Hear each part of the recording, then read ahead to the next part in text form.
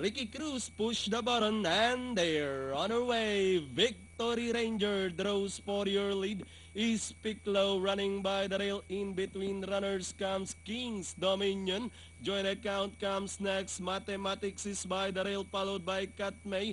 Running in between them is Mr. Kawaisu and Okidoki is running at the tail of the field as they round a 3/4 mile distance. Is Piccolo in command by a length. Mathematics right behind in second, running alongside is King's Dominion. Mr. Kawaisu racing in fourth, sneaking in down on the inside is Katmei. Okidoki followed by Joint Account and Victory Ranger now running at the tail of the field.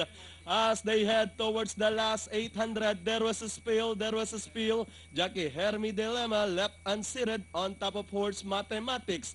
Back to the leader is Piccolo, this time by about 2 lengths.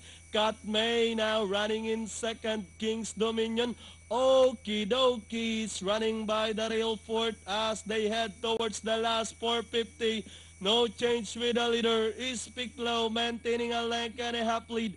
Katmei now getting closer in second as they turn for home. Is Piccolo still leading the field. Katmei throwing a challenge on the outside, then followed now by Okidoki, Mr. Kawaisu. Victory Ranger is still running at the tail of the field with the last 150. Is Piccolo leading the field, running on the outside and giving the final burst of energy is Katmei, but is Piccolo refuses to surrender, and finally from start to finish is Piccolo. Katmei, Mr. Kawaisu, Okidoki, Victory Ranger for your Pentapecta.